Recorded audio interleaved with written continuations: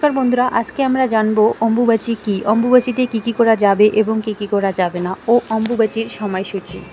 অম্বুবাচী 2025 তারিখ ও সময়।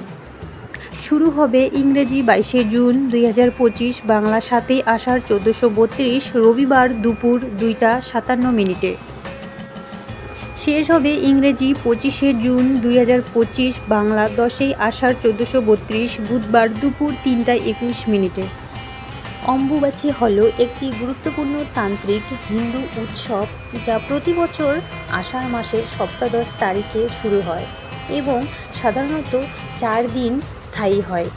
এটি মূলত কামাখ্যা মন্দিরে উদযাপন করা হয়, যেটি ভারতের অসম রাজ্যের গুয়াহাটিতে অবস্থিত।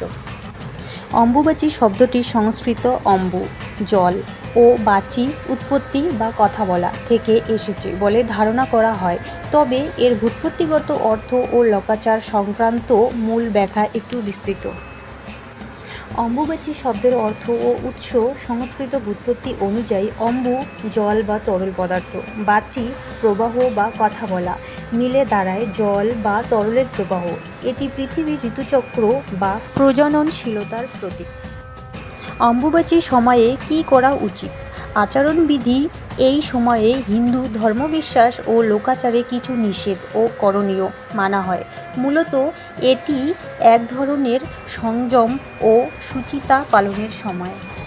অম্বুচারী চলাকালীন যা করা উচিত: নাম্বার 1, সংযম পালন, মানসিক ও শারীরিক সংযম। নাম্বার 2, মায়ের প্রতি শ্রদ্ধা ও ধ্যান, কামাখ্যা বা ধরিত্রী মায়ের প্রতি কৃতজ্ঞতা জানানো। নাম্বার 3, মন্ত্র জপ পাঠ, ঘরে বসে দেবদেবীর স্তব বা তন্ত্র পাঠ করা। নাম্বার 4, তীর্থযাত্রীদের সেবা, অনেক ভক্ত গুয়াহাটি কামাখ্যা মন্দির যান, তাদের সাহায্য করা পুণ্যের কাজ।